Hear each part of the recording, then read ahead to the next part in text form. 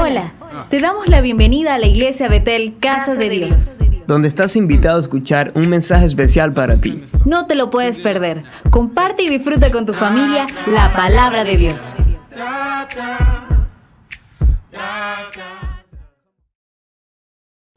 Hola amada familia de Betel, qué alegría saludarlos hoy. Es una bendición tener una palabra nueva cada domingo del Señor directamente para nosotros.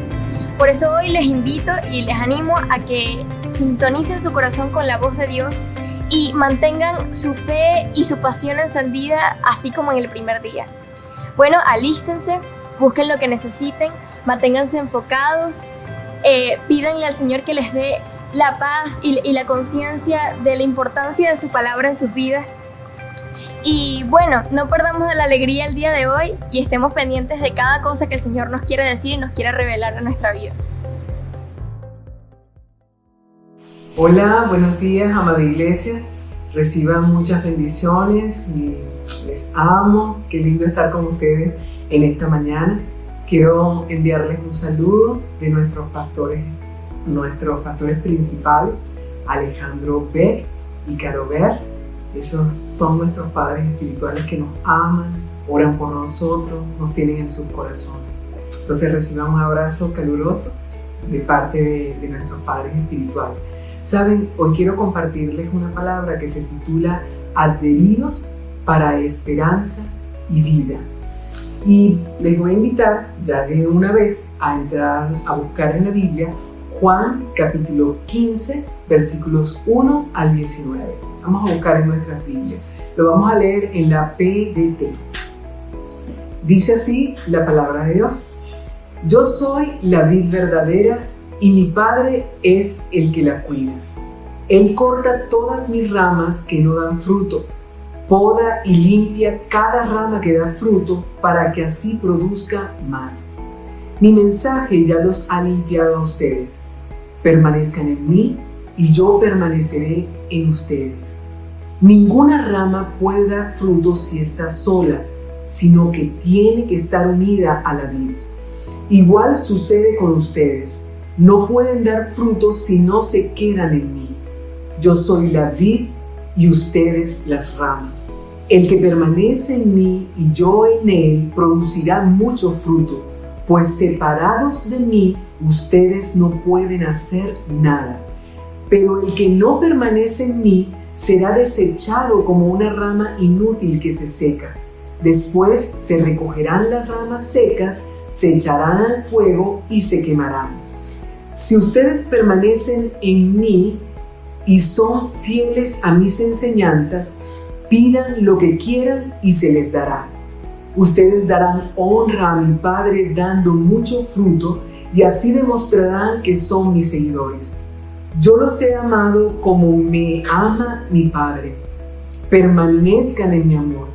He obedecido los mandamientos de mi Padre y permanezco en su amor. De la misma manera, si ustedes obedecen mis mandamientos, permanecerán en mi amor. Les he dicho esto para que sientan la misma alegría que yo siento y para que sean completamente felices. Este es mi mandamiento, que se amen unos a otros como yo los he amado. El amor más grande que alguien puede demostrar es dar la vida por sus amigos. Si hacen lo que les digo, son mis amigos. Ya no les digo siervo, porque un siervo no sabe los planes de su amo. Les digo amigos, porque les di a conocer todo lo que he escuchado del Padre. Ustedes no me eligieron a mí, sino yo a ustedes. Les encargué que fueran y dieran fruto. Mi deseo es que su fruto dure. Así el Padre les dará todo lo que pidan en mi nombre. Esto es lo que les ordeno, que se amen unos a otros. Si el mundo los odia, recuerden que primero me odió a mí. Si ustedes fueran del mundo, el mundo los amaría, como ama a su propia gente. Pero ustedes no son del mundo. Yo los elegí para que no fueran parte del mundo y por eso el mundo los odia. Bueno, esta es una palabra muy conocida de todos y quiero como establecer aquí la analogía, el Padre es el labrador. Jesucristo en este pasaje se describe como la vid, y quiero que tomen en cuenta la expresión completa, la vid verdadera. Eso nos da a entender que hay vid falsas, que hay plantas falsas. Jesucristo es la vid verdadera. La vida corre por la vid. Y nosotros somos las ramas o los pámpanos. Jesús es la planta. En Él están todos los nutrientes que tú y yo necesitamos para nuestro crecimiento, para ser ramas fuertes, para que en Él podamos producir frutos duraderos, frutos buenos. Y fíjense cómo dice la palabra, que el Padre nos poda, nos limpia con la finalidad de que tú y yo demos más fruto. Al que no da fruto, como no cumple la razón de ser de la rama, no cumple el propósito de existencia de la rama, es cortado, se seca fuera de la vid y es echado luego al fuego, ¿no? Entonces, quiero que recuerdes que la vid es la única esperanza para la rama. El propósito de existencia de la rama es llevar fruto, pero llevar el fruto que produce la vid en la rama. La vida de la rama está en la vid. La vida de nosotros como rama está en Cristo Jesús. Fuera de Él no hay vida. Hay muchas otras plantas, pero en esas plantas no hay vida para nosotros, hombres y mujeres, que en esta analogía representamos las ramas.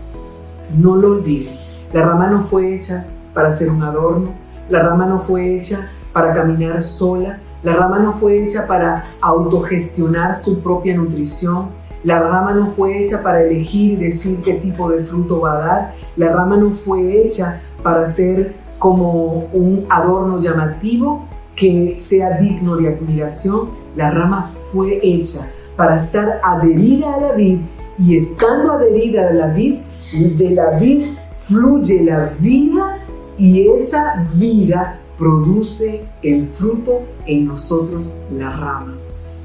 Ahora, dos cositas quiero que tengas en tu mente bien presente. La rama debe permanecer adherida a la vid. Eso implica tener una relación continua con Dios, donde el fluir del Espíritu sea una realidad, donde la vida del Espíritu ministre en nuestro corazón, donde aprendamos de la palabra, donde caminemos de su lado. Y la savia que viene siendo el Espíritu fluya en nosotros para vida, para crecimiento, para desarrollo.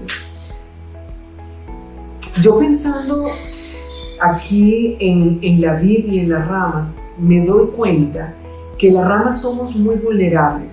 Somos vulnerables a un sol incandescente, somos vulnerables a una lluvia torrencial o a un fuerte viento, un viento tipo huracanado.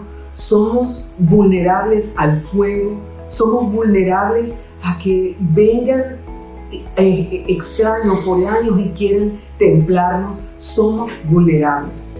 En esta vida, las ramas somos vulnerables, pero si permanecemos adheridas a la vid jamás nos dejará de dar vida y de sostener. Siempre nos mantendrá unidos a Él si tú y yo decidimos permanecer. Entonces eso que es nuestra vulnerabilidad se transforma en una fortaleza, porque somos fortalecidos en Dios. Somos guardados por la vid. Pegados a la vid estamos seguros como ramas. Allí tenemos vida. Yo quiero dejarte dos preguntas. La primera pregunta es para tu reflexión, para que estés meditando en ella durante este tiempo y durante la semana. Y la segunda pregunta sí es para que tú y yo la desglosemos en esta mañana. La primera pregunta que te hago es: ¿qué necesitas rendir tú de tu vida para estar bien adherido a la vida? ¿Qué necesitas rendir? Y la segunda pregunta ¿Qué debes hacer para enfrentar los embates que nos ofrece la vida? Esos tiempos en donde nos sentimos como ramas muy vulnerables ante lo que puede sobrevenir. Bueno, quiero conversar contigo y ponerte en el contexto del pasaje al que vamos a hacer referencia. El pasaje se encuentra en Lucas 24 y vamos a estar leyendo desde el versículo 13 al versículo 35. Lucas 24, desde el versículo 13 al versículo 35. Pero primero te pongo en contexto. En este pasaje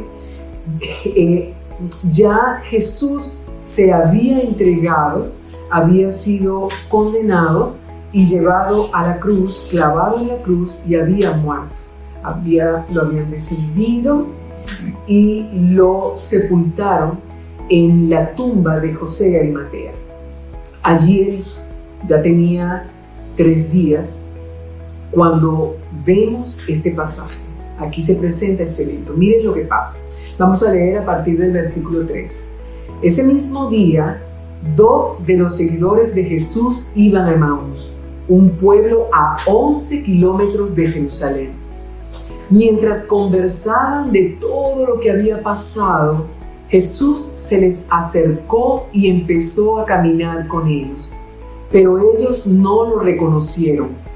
Jesús le preguntó: ¿de qué están hablando por el camino?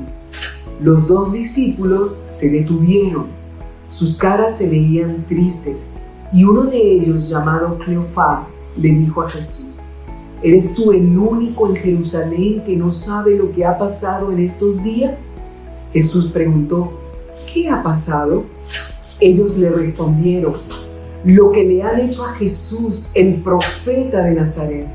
Para Dios y para la gente, Jesús hablaba y actuaba con mucho poder.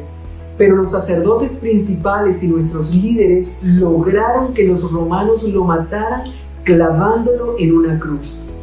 Nosotros esperábamos que Él fuera el libertador de Israel, pero ya hace 3 días que murió. Esta mañana, algunas de las mujeres de nuestro grupo nos dieron un gran susto. Ellas fueron muy temprano a la tumba y nos dijeron que no encontraron el cuerpo de Jesús. También nos comentaron que unos ángeles se le aparecieron y les dijeron que Jesús está vivo. Algunos hombres del grupo fueron a la tumba y encontraron todo tal como las mujeres habían dicho, pero ellos tampoco vieron a Jesús. Y Jesús les dijo: ¿tan tontos son ustedes que no pueden entender? ¿Por qué son tan lentos para creer todo lo que enseñaron los profetas? ¿No sabían ustedes que el Mesías tenía que sufrir antes de subir al cielo para reinar?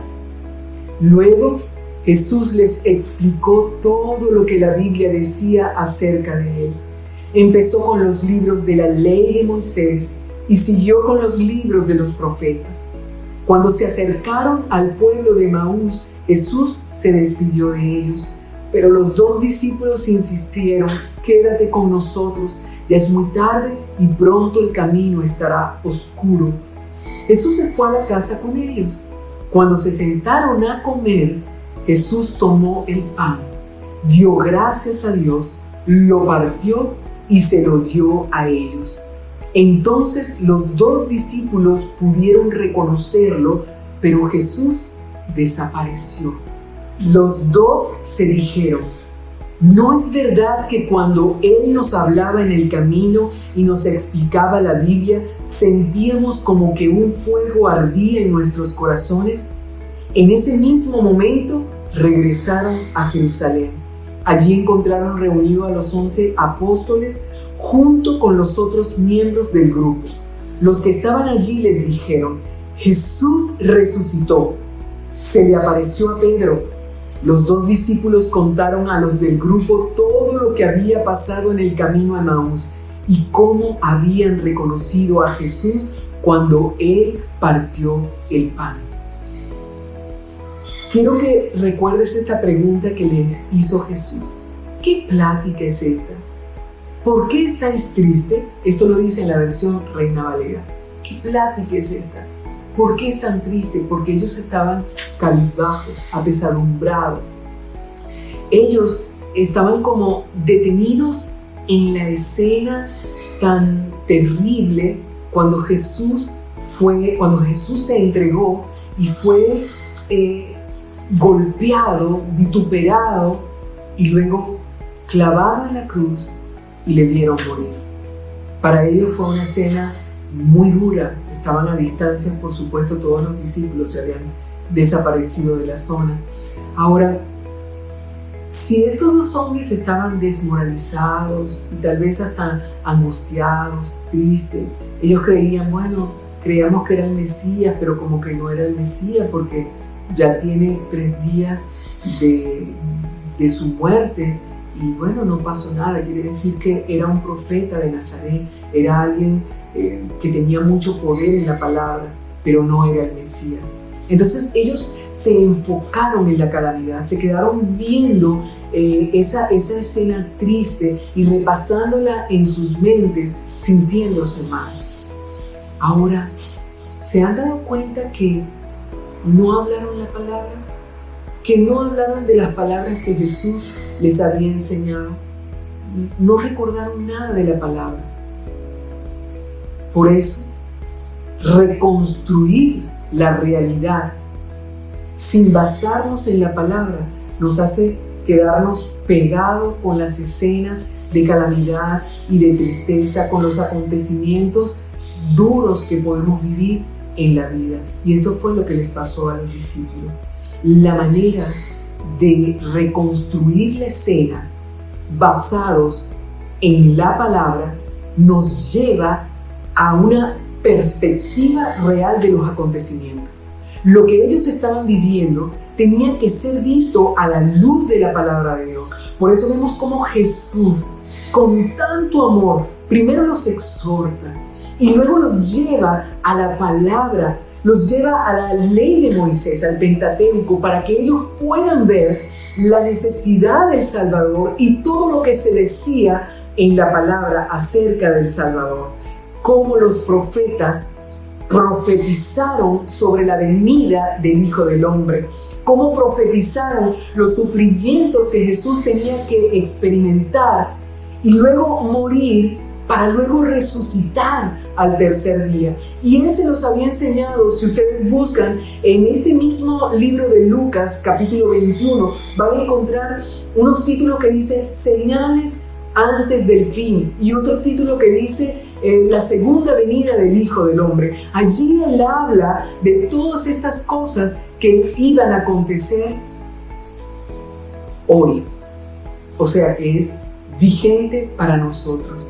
¿Quieres tener como la perspectiva adecuada de los eventos que vivimos? Es necesario abrazar la palabra, porque si no nos quedaríamos pegados en el sufrimiento, nos quedaríamos pegados en el dolor, ya no veríamos con esperanza nada, sino la situación, el problema, la calamidad. Es lo que a muchos hoy en día les está pasando. Y no digo que a todos no nos golpeó la circunstancia que vivimos, el problema de la pandemia, los problemas económicos, los problemas en cuanto a la moral, los problemas políticos, los problemas que se oyen a nivel mundial, la situación mundial, las situaciones de guerra. No estoy diciendo que esas cosas no nos golpeen, esas cosas no nos afecten, y aquí en Venezuela nos afectan también bastante duro, pero nosotros no podemos permanecer contemplando esas situaciones y entristeciéndonos y sintiéndonos frustrados,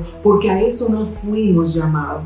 Jesucristo nos mostró que nosotros tenemos que buscar la palabra, abrazar la palabra, ir a la intimidad con Dios para recibir del Espíritu el consuelo, para recibir el ánimo, el aliento, para poder recibir la visión adecuada de los eventos que estamos viviendo. Y es allí donde Jesús levanta nuestra cabeza naturaleza y nos enseña a ver por encima de la tempestad. Pero no solo eso, sino que también nos enfoca y nos muestra bajo la perspectiva correcta, la perspectiva del reino de los cielos, para que nosotros como ciudadanos del reino de los cielos veamos los acontecimientos que vivimos.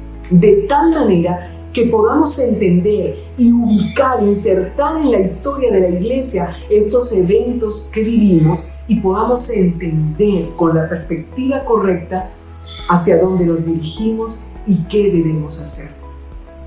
No vamos a saber hacia dónde nos dirigimos y qué debemos hacer si no nos enfocamos en la palabra y en esa intimidad para que el Espíritu Santo nos revele la vida de la palabra. ¿Saben? Estos dos discípulos se dijeron, ¿no es verdad que cuando Él nos hablaba en el camino y nos explicaba la Biblia, sentíamos como un fuego que ardía en nuestros corazones? Ellos cambiaron de actitud al escuchar la palabra. La palabra es viva, la palabra es eficaz, la palabra me enseña, la palabra me redarguye. Es tremendo cuando nos encontramos con la palabra y es revelada por el Espíritu Santo a nuestro corazón, porque podemos tener una perspectiva correcta de los eventos o los acontecimientos que vivimos. No digo que no nos causen aflicción, pero la realidad es que viéndonos en la perspectiva de Dios podemos tener esperanza para seguir adelante. Fíjense que en ese mismo momento ellos se levantaron y regresaron a Jerusalén para testificar de que Jesucristo había resucitado. Eso es poderoso, porque lo que Jesús le mostró a ellos los llenó de un ímpetu tan grande que no importó, tomaron camino nuevamente esos 11 kilómetros para testificar de que Jesucristo está vivo. No tenemos que ver los eventos hoy en día como alejados de la palabra. ¿Saben? Nosotros tenemos que recordar que somos la iglesia de Jesucristo y entender que como iglesia de Cristo, la iglesia de hoy fue insertada en el pueblo de Dios, en la iglesia de Dios. Y nosotros pertenecemos al pueblo de Dios. Y la historia del pueblo de Dios es una historia que viene desde la antigüedad. En los tiempos de Abraham, de Isaac y de Jacob, Dios les dio una promesa a ellos y les dijo que su descendencia sería innumerable, como las estrellas del cielo, como la arena de la mar, algo que no puedes contar. Y dijo que serían benditas todas las familias de la tierra en él. Qué bendición tan grande, porque hemos sido bendecidos a causa de esa bendición dada. Y el Mesías, cuando vino a la tierra y vivió esas etapas para traer el reino de los cielos aquí a la tierra, y luego se entregó y murió para darnos a nosotros vidas, y al tercer día resucitó, Él hizo la salvación y la gracia abundar para todos, tanto judíos como gentiles. Por eso tú, cuando creíste en Cristo, yo cuando creí en Cristo, fuimos inmediatamente insertados en el pueblo de Dios y pertenecemos a la familia de Dios, con una historia de proezas, con una historia de milagros, con una historia de guianza, de visión. Dios guió a su pueblo desde el principio y no deja de guiarnos. Por eso nos tenemos que enfocar en la palabra y ver en todo el contexto y en la historia de nosotros como pueblo de Dios los acontecimientos de hoy en día, para poder tener una perspectiva correcta de lo que Dios está haciendo, de lo que Dios está permitiendo. ¿Saben? Esto nos muestra que estamos ante las señales antes del fin. Nosotros nos encontramos presenciando señales antes del fin. Por eso la segunda venida de Jesucristo está muy cerca. Tú y yo nos podemos gozar y tener esperanza, aún en medio de este sufrimiento, aún en medio de las situaciones. Tú y yo nos podemos alegrar y ver el futuro con esperanza. Podemos caminar de cara a Dios con esperanza, porque Él es fiel. Así que te animo, no pierdas la esperanza. ¿Saben? Hay algo que quiero que tomes en cuenta. Nosotros vivimos en un tiempo de posmodernidad. Esta es la posmodernidad. Es un tiempo que no es claro, es algo así como confuso, como turbio.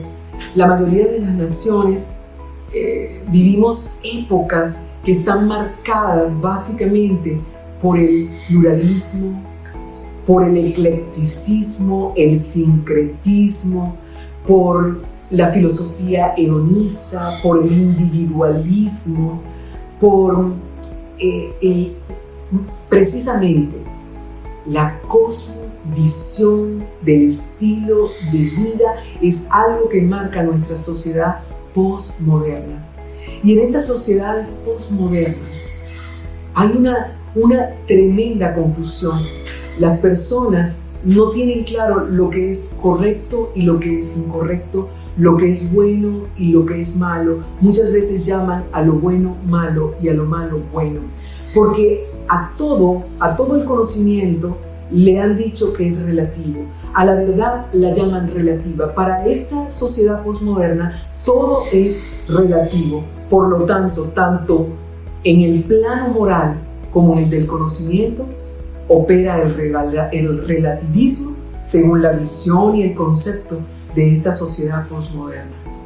Entonces, nada es verdad, nada es mentira, y cuadra muy bien que todo depende del cristal con que se mira. Dios no es así. Dios no está de acuerdo con ese pensar de las sociedades de hoy en día. ¿Saben? Las naciones han abandonado el consejo de Dios, o podemos decir el consenso cultural cristiano. Lo han sacado de las leyes, lo han sacado de muchos ámbitos de las naciones y se han distanciado, y a veces lucen como que rechazan el cristianismo o la cultura del pueblo de Dios. Es más, rechazan los principios de Dios. Eso se debe a que el hombre ha apartado su mirada de Dios. Recuerden que las leyes, o sea, el que yo diga que algo es legal o ilegal, depende de la legislación de un país. El que yo diga que algo está dentro de lo moral, entonces tiene que ver con Dios, con el carácter de Dios. Todo lo moral debe ser sopesado a la luz del carácter de Dios y a la luz de su voluntad expresa en la palabra.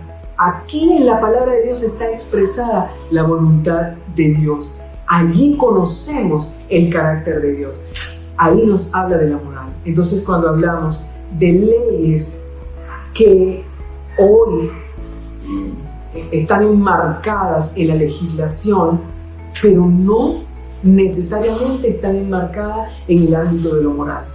Con esto les estoy diciendo que no porque sea algo legal es moral. Legalidad e ilegalidad. Lo legal no necesariamente tiene que ser moral. Puede ser legal y nada moral, apartado totalmente de la palabra de Dios.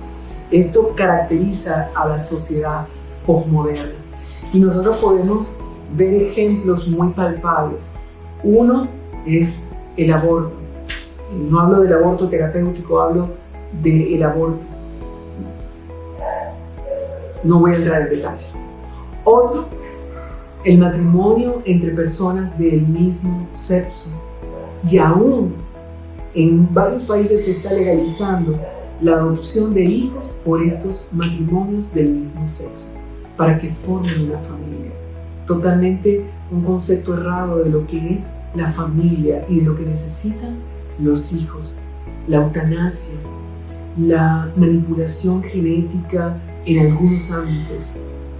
Tenemos que tener cuidado porque estamos en la época en donde a lo malo lo llamamos bueno y a lo bueno malo, y los conceptos morales de Dios han sido puestos a un lado. ¿Qué vas a hacer tú? ¿Qué voy a hacer yo ante una sociedad que tiene estos planteamientos? Quiero que entiendas que tus hijos, los jóvenes de hoy, los niños de hoy, están siendo formados en este pluralismo y en esta confusión, en este eclecticismo, en estas ideas tan divorciadas de lo que es la palabra de Dios. Y que ya hay ya dentro de la legislación hay leyes que que son totalmente carentes de la moralidad, son ajenas a lo moral, ajenas a Dios. Entonces, estamos en una sociedad que amerita que tú y yo oremos y que formemos a nuestros jóvenes y a nuestros hijos con una perspectiva clara de cuál es la voluntad de Dios. Y culmino diciéndote en Juan 14, versículo 15. Juan 14, versículo 15. Y dice así la palabra de Dios. Si me amáis, guardad mis mandamientos. Y yo rogaré al Padre y os daré otro consolador para que esté con vosotros para siempre. El Espíritu de verdad, al cual el mundo no puede recibir, porque no le ve ni le conoce, pero vosotros le conocéis, porque mora con vosotros y estará en vosotros. No os dejaré huérfanos, vendré a vosotros. Antes de Cristo dijo esto a los discípulos. Y en el versículo 25 al 27 dice: os he dicho estas cosas estando con vosotros, mas el Consolador, el Espíritu Santo, a quien el Padre enviará en mi nombre, Él os enseñará todas las cosas y os recordará todo lo que yo os he dicho. La paz os dejo, mi paz os doy. Yo no os doy como el mundo la da. No se turbe vuestro corazón, ni tengan miedo. Qué hermosa palabra. No se turbe nuestro corazón, no tengamos miedo. Tenemos al Espíritu Santo que habita en nosotros y Él nos revela la palabra y nos recuerda todas las cosas que Jesucristo nos ha enseñado. Les bendigo, amada iglesia. Anímense y fortalezcanse en el Señor. Vean las cosas, estos eventos, bajo la perspectiva real del reino de los cielos. Un abrazo, muchas bendiciones, les amo. Qué hermosa palabra hemos recibido hoy, familia. Ha sido diseñada especialmente para alimentar su corazón y su alma, así como estoy segura de que lo ha hecho. Si no te has suscrito a nuestro canal de YouTube, puedes suscribirte y darle a la campanita de notificaciones para que te avise cada vez que subimos video. Y también puedes seguirnos en nuestras redes sociales. Vamos a estar publicando en la semana contenido de valor y de bendición para sus vidas. Bendiciones, amada iglesia. Hasta la próxima.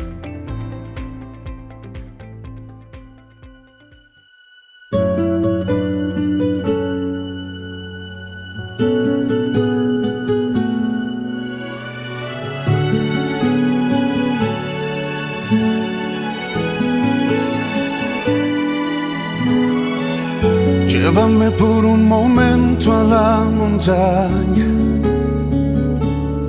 Déjame ver lo que tú ves desde allá. Las promesas para mí que había olvidado. Esa tierra prometida en la que fluye leche y miel. Cuando pierdo fe y todo se me olvida, déjame ver lo que tú ves desde allá, donde tú estás. Pero no quiero llegar si no vas conmigo. Las promesas sin ti no tienen sentido. Prefiero quedarme en este desierto si no vas conmigo.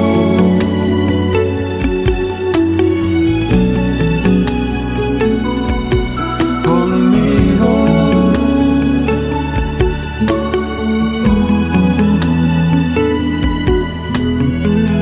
Llévame para escuchar a tu voz de nuevo y recordar lo que me hablaste en oración. Ese plan que para mí tú habías trazado y Y aunque pase por el valle lo verá mi corazón. Cuando pierdo fe y todo se me olvida, déjame ver lo que tú ves desde allá donde tú estás. Pero no quiero llegar si no vas conmigo. Las promesas sin ti no tienen sentido. Prefiero quedarme en este desierto si tú no vas. Mi promesa mayor es tu compañía. El sentir que me amas y que me guías. Prefiero quedarme en este desierto si no vas conmigo.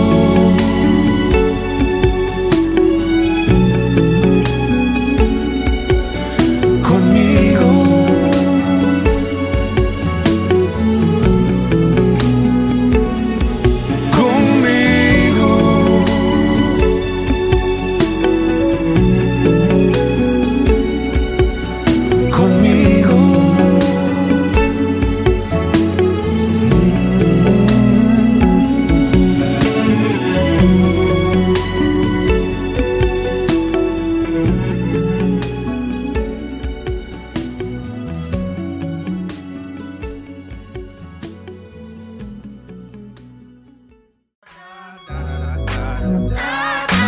Gracias por acompañarnos. Sigue conectado con nosotros suscribiéndote a nuestro canal y activando la campanita de notificaciones. No te olvides de compartir a Jesús enviando este mensaje a tus amigos. Iglesia Betel, Casa de Dios.